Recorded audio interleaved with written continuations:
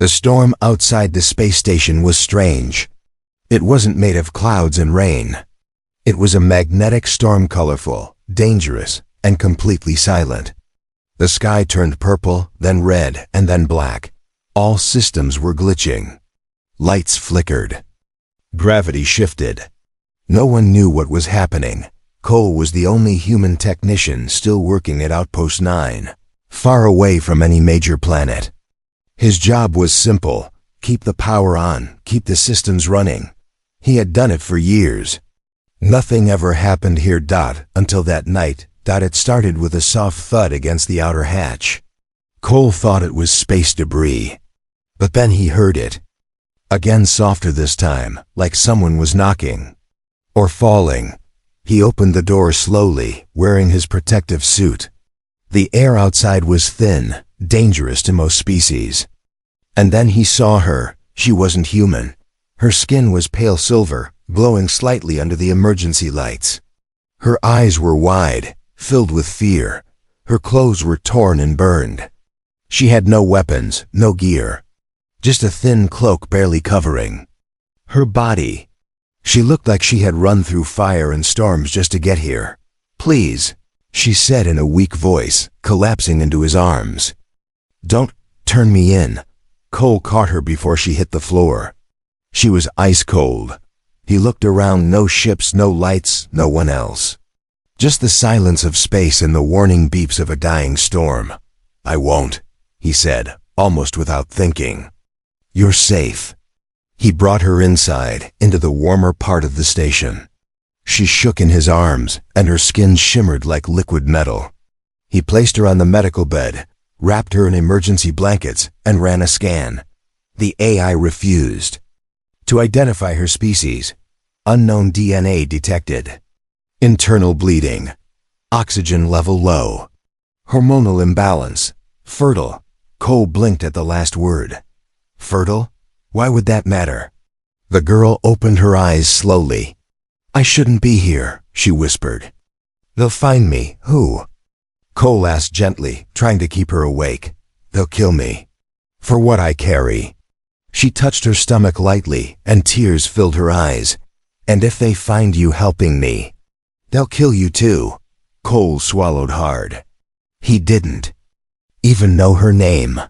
He didn't know what she was or what she was running from.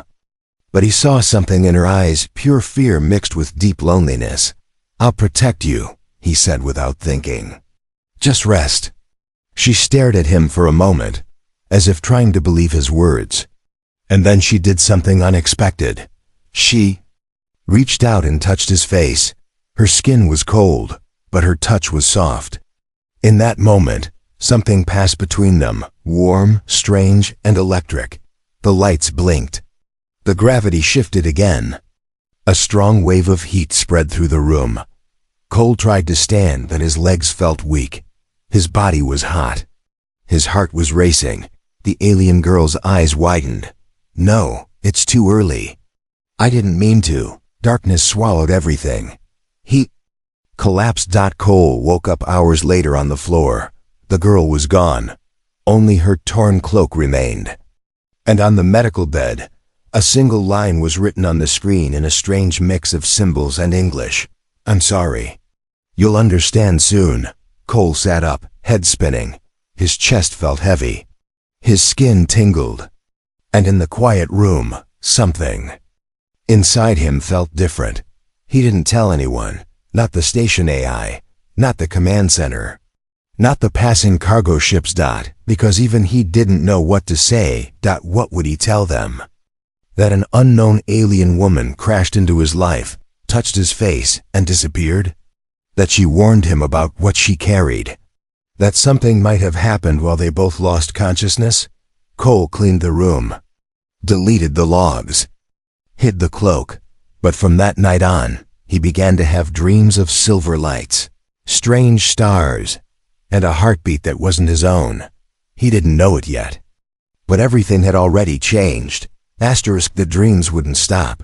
Every night since that strange encounter, Cole found himself floating in deep space, surrounded by glowing stars, whispers in an alien tongue, and the soft sound of a heartbeat. It wasn't his own. It was smaller, faster. Like something alive inside him. He tried to ignore it. Tried to convince himself it was just a dream. But the feeling followed him into the day. His body felt warmer, sometimes too warm. His hands shook. His balance was off. Even food tasted different, but the worst part? He could hear soft echoes. Like a voice calling his name. A voice that didn't belong to anyone he knew. One morning, he stood in front of the mirror and saw something he couldn't explain. His skin was glowing. Faintly. Not bright, but just enough to make him step back in fear. This wasn't normal. This wasn't human. And he knew. He needed answers. Cole walked into the med bay of Outpost 9, alone, heart pounding. He activated the station's AI diagnostic system. Run full body scan, he ordered, trying to keep his voice steady. The AI responded calmly. Confirmed. Please remain still. He lay back on the scanning bed. Cold metal under his back. Lights flashed above him. He stared at the ceiling, hoping this was all in his head. 5 minutes passed, then 10, but the AI didn't say anything. Scan complete? He asked, sitting up. There was a long pause. Then the AI spoke again, but the voice was different now. Not calm, not casual. Robotic, but with a tone that sounded almost alert. Subject's hormonal profile abnormal. Unknown biological presence detected. Cole's mouth went dry. Explain. Non-human cells found in host bloodstream. Energy signatures match Class 7 reproductive field. Life form appears to be developing. Estimated size. Embryonic. The room started spinning. Wait, are you saying? Warning. You are carrying an active cross-species embryo. Reproductive origin unknown.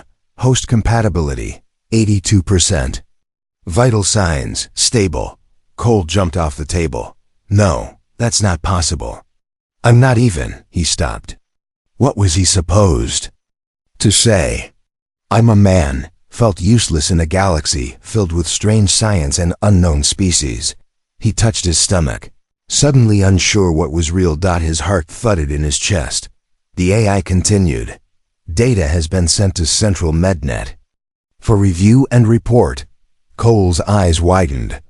You did what? All unusual medical findings are automatically reported to the Galactic Health database per protocol. He slammed his hand on the panel. Cancel report. Cancel data stream.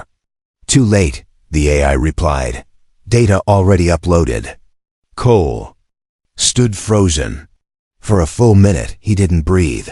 If the council saw those results, they wouldn't just be curious. They'd panic. Cross-species reproduction, especially involving royal bloodlines or military tech, was forbidden. Dangerous. Treated like a galactic threat. They'd hunt him. Cage him, or worse.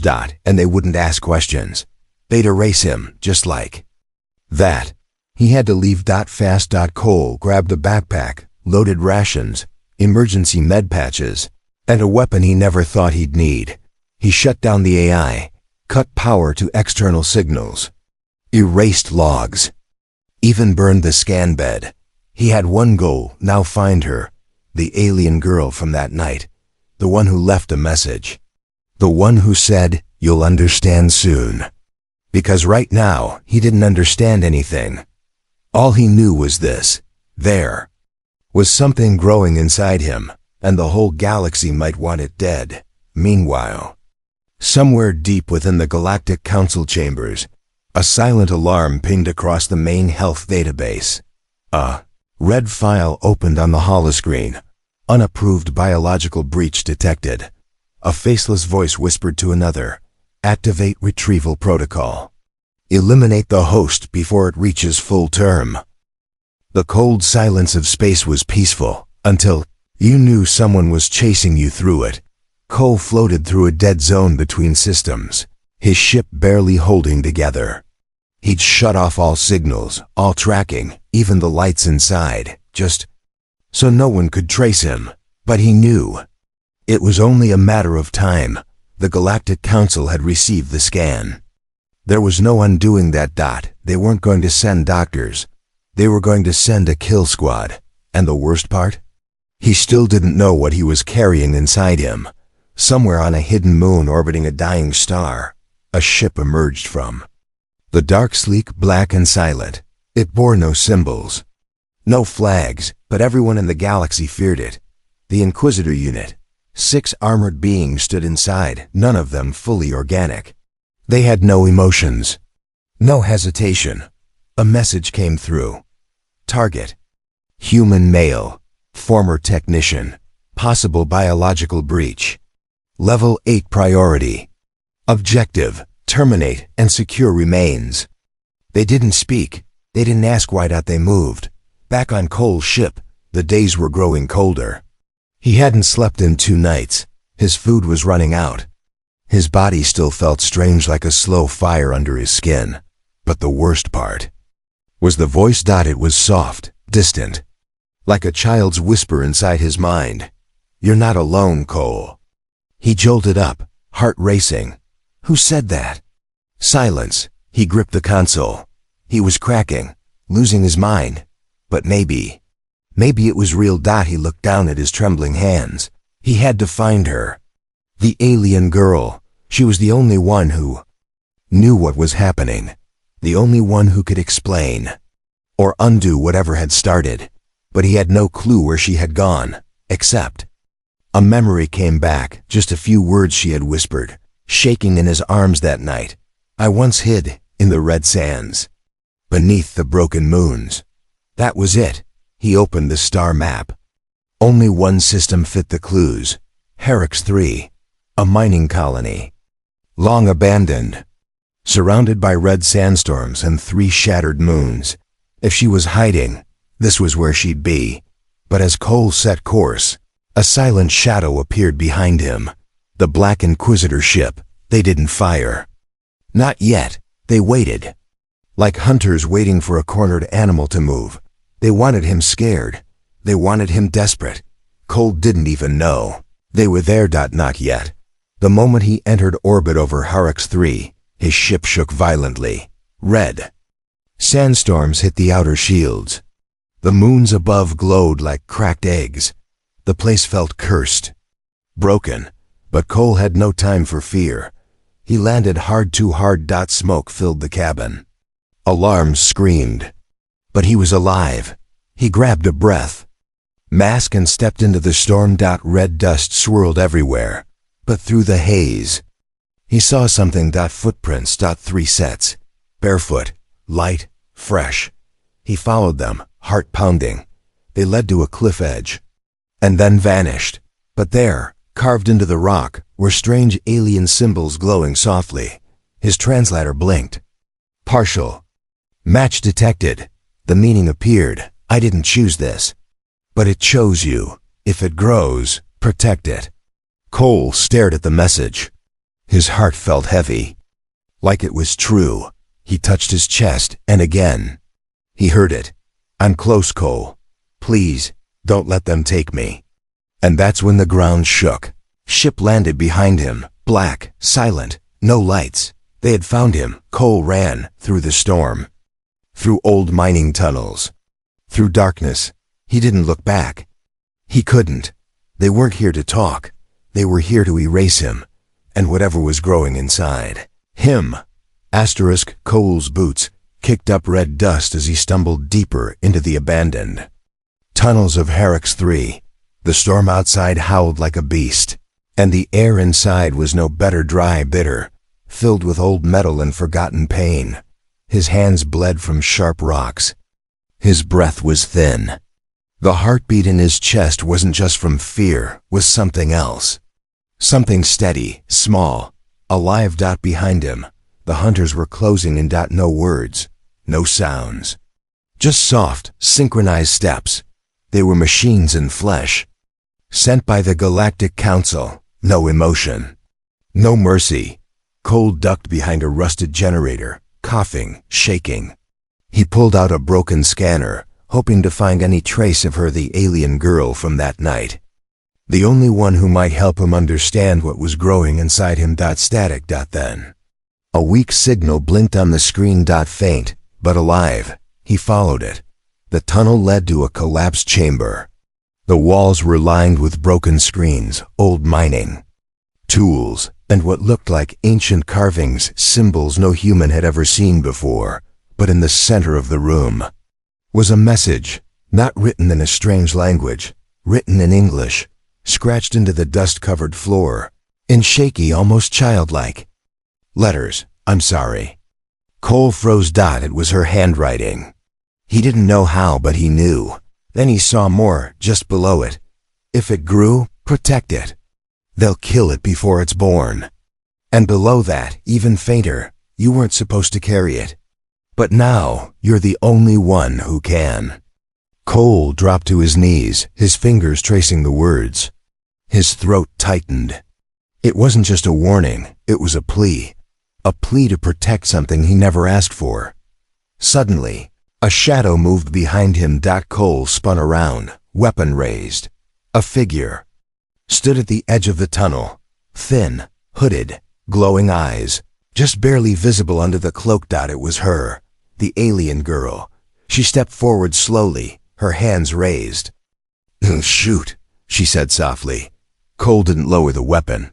Was it real? He asked, his voice shaking. That night. What happened? She nodded once.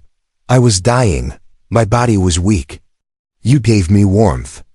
I didn't plan it, but our energy matched. You used me, he said. No, she whispered. I saved you, and you saved me.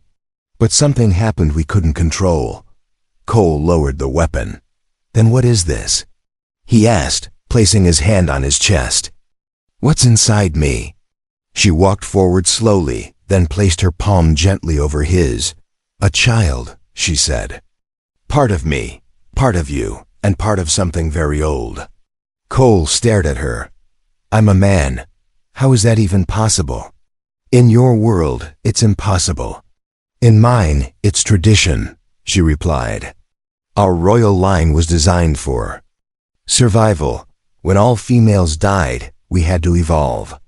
We can share life with those who carry our light, even if they're not like us. Cole's breath caught. So it's royal? She nodded again. The last blood of my house. If it lives, it could unite broken planets. If it dies, the line ends forever. Before he could speak, another noise echoed through the tunnel. The Inquisitors were here. The girl's eyes widened. They found you? They found us, Cole said. She turned, her voice sharp now. Come, I know where to go. They ran together into a hidden path behind the chamber. Old stairs led deeper underground. As they moved, she pressed something into his hand, a glowing crystal shard. If anything happens to me, she said, take this. It carries the child's genetic code. With it, it can be saved. Cole stared at the shard. It pulsed like a tiny heartbeat. Before he could ask more, a wall behind them exploded. Red dust flew everywhere. The Inquisitors had arrived, but now Cole wasn't running alone. Now he had her, and something inside him that was no longer just a burden. It was a life, and he would protect it. No matter what came next. The underground chamber glowed with soft blue lights, not from electricity, but from the walls themselves. They were alive, pulsing gently like the inside of a great sleeping beast. Cole sat on the cold stone floor, his back against a pillar. The alien girl sat across from him, her silver hair falling over tired eyes. She hadn't spoken in a while. Neither had he. There were no words left, only questions, and one terrifying truth. Something ancient and royal was growing inside him. You should be dead, she finally said, her voice quiet. Cole blinked. Thanks for the comfort. She looked up, serious now. No human has ever carried what you carry. Your body wasn't made for this. And yet, you're alive. Not just alive. You're stabilizing it. Cole shook his head slowly. I don't feel stable. I feel like something inside me is rewriting my DNA. It is, she said simply. Cole stared at her, waiting. So she told him. Her people once ruled 5-star systems. They were called the Vayari, beings of light, memory, and sound. But war broke them. The royals were hunted. Their bloodlines erased. She was one of the last fertile heirs. But no one trusts royalty anymore, she added. And when I escaped, with the last seed, I never imagined it would react to you.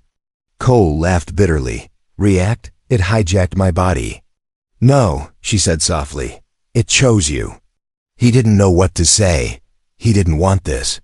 He wasn't a hero. He fixed engines. He cleaned circuits. He wasn't a father, but the heartbeat inside him. It was real, and it was his now. Why does the council care so much? He finally asked. Why send killers after us? She leaned forward, her eyes glowing dimly. Because if this child is born, it proves something they fear. Which is that peace is possible, she said, between species, between enemies, between life forms that were never meant to mix. Cole looked down at the crystal shard she had given him earlier. It still pulsed, like a soft echo of the baby's presence. This thing, is it even safe? He asked. She nodded slowly. It's more than safe. It's powerful. It carries my memories, and now your instincts. That's why the Inquisitors will never stop. Cole stood up. Then we don't stop either. Her eyes met his. You'd protect something not even yours? He stepped closer.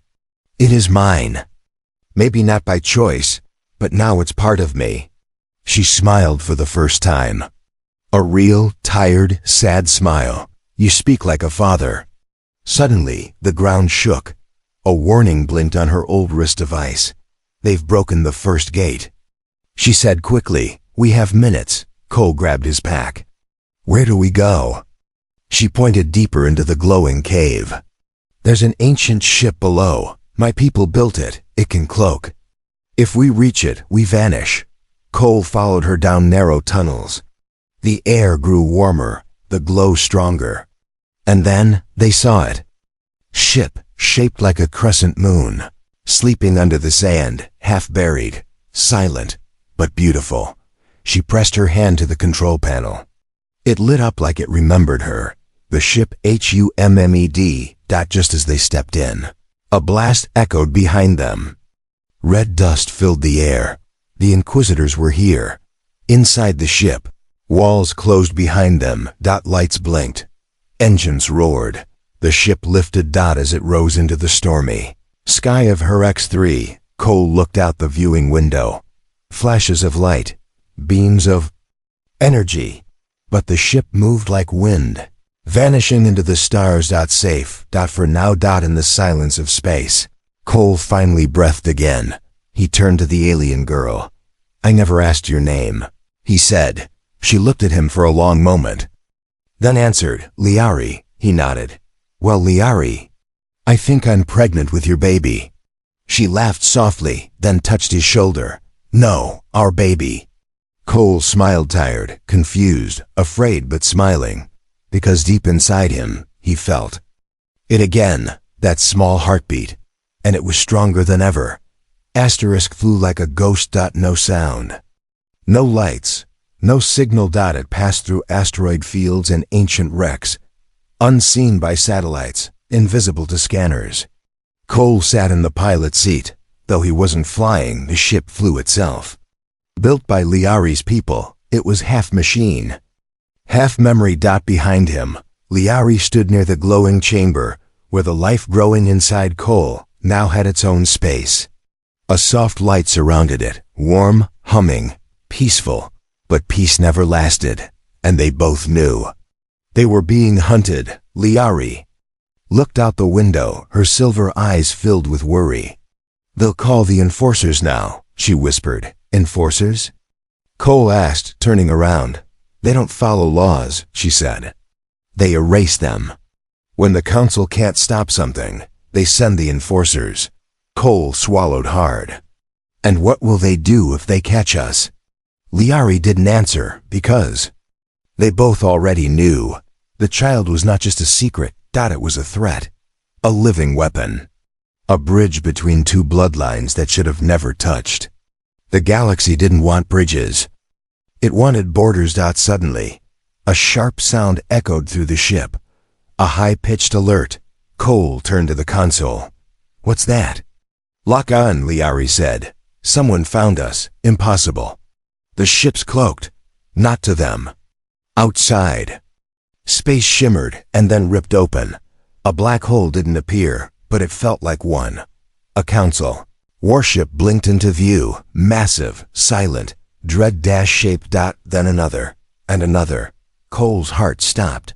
3 dreadnoughts? He whispered. "For us?" "They're not after us," Liari said slowly. "They're after what's inside you." A voice echoed inside the ship. Cold, hollow, projected from outside. "Surrender the host. Surrender the embryo. No harm will. Come to the carrier." Cole laughed bitterly. "No harm? Sure. They'll kill the baby, scan my body, and drop my ashes into a sun." He looked at Liari. "We run?" She shook her head. "We can't outrun dreadnoughts." "Then what?" She stepped forward and placed her hand on the ship's core. "I fight." The ship began to change. Metal walls shifted. Lights grew brighter. Wings extended. Shields snapped to life. This wasn't just a ship. It was a war relic, hidden for centuries, built for one purpose. To protect royal blood at all costs. Cole felt the ship's energy surge through his body, not painful, not harsh. But protective, like armor wrapping around his heartbeat. Outside, the dreadnoughts prepared to fire, missiles armed. Cannons rotated, but before the first shot could launch, Liari's ship vanished, then reappeared above them, and it struck. First, a blast of golden energy cut through space like a sword. One dreadnought blinked, cracked, and shattered in silence. Cole blinked. What was that? "The ship remembers war," Liari said. "It doesn't like being hunted." The other 2 ships fired back. Explosions, flashes. Space tore apart. Inside, Cole grabbed the controls. He wasn't a soldier, but he could feel the baby's heartbeat inside him. Strong and fast, and something inside him knew what to do. He guided the ship through enemy fire, dodging beams, spinning through wreckage. Liari took the weapon systems. They fought side by silent, focused. And then a final blast hit the ship. Hard. The chamber where the embryo rested flickered. Cole screamed, clutching his stomach. Pain tore through him. The baby inside, it was crying. Not in sound, but in emotion. Fear. Shock. Then silence. "No," Cole whispered. "No, no, no." Liari rushed to the chamber. The lights were dimming. The child's glow was fading. She turned to Cole. "We need to land. We need to stabilize it." "Where?" She opened the star map. "Earth." Cole blinked. "Earth? It's the only place with both your DNA and mine already mixed," she said. "It's calling us there." Outside, the last dreadnought burned in silence. But the war wasn't over. Inside this tiny ship, life hung by a thread, and the battle had only just begun. Earth looked calm from space. Blue oceans, green lands, white clouds drifting slowly, but Cole didn't feel calm. Inside the ship, alarms were blinking. The life sign reading for the child was faint, too faint. The shock from the last battle had done damage. Not to Cole, but to the tiny life growing inside him. He felt cold, weak, but he wasn't afraid. He was determined. Liari helped him into a medical chamber deep inside the ship. The room was warm and glowing. The air smelled like flowers and lightning. Her people's version of healing. She connected a glowing thread from her wrist into the machine, then one into Cole's chest. "You're syncing us?"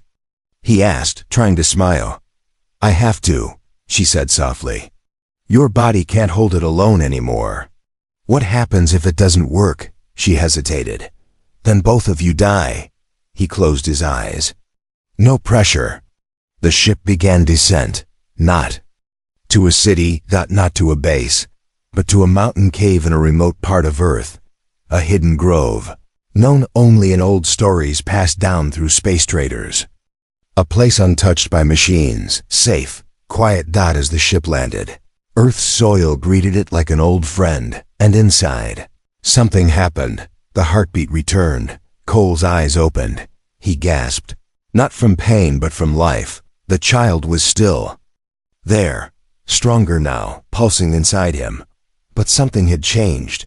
He could hear its thoughts, not in words, but in emotions, warmth, curiosity, love. Liari rushed to his side. It stabilized. You did it. Cole took her hand. No, we did. She touched his chest gently. It's almost ready. Ready? He asked. Liari looked at him, her voice serious now. It's not like human birth. Our child will emerge as light and form, from memory and blood. You must let it go. Cole froze. He hadn't thought of this part. He didn't want to let go. But he nodded. As the sky outside turned golden with the rising sun, the air in the chamber began to shift. Energy gathered. Winds moved inside the cave without touching a single leaf. Cole stood. Even though his legs shook, beam of soft light rose from his chest. He didn't scream. He didn't fall. He simply opened himself, and from within that light, a shape emerged. Small, floating, glowing like a newborn star. Eyes like Liari's silver and ancient. But skin like Cole's, soft, human. And then it spoke. Not with a mouth, with its mind. To both of them. Mother, father, I see you. Liari covered her mouth, tears falling freely. It's perfect. Cole dropped to his knees. He couldn't stop smiling. You're real, he whispered. I am, the child answered. I am of two worlds. I am hope where there was none. The child hovered forward, touching their foreheads with tiny glowing fingers. And then, the sky above shattered. Dozens of council ships arrived in orbit, too late to stop the birth, too afraid to strike now. They scanned the grove. The life form inside was like nothing in their database. Not a threat, not a weapon, but something more dangerous. A beginning. Back in the chamber, Liari and Cole stood beside the child. What will happen now? Cole asked quietly. Liari looked up at the stars. They'll hide their fear. They'll study us. But they won't touch us. Not now. They've seen the child. And what will we do? The child answered instead. We'll build what they destroyed. We'll show them there is a better way. Cole looked at Liari. He didn't feel like a soldier or a hero, but somehow he had become part of a story that would outlive stars. And it all started with one broken night, one mistake, one impossible connection. Now it was hope.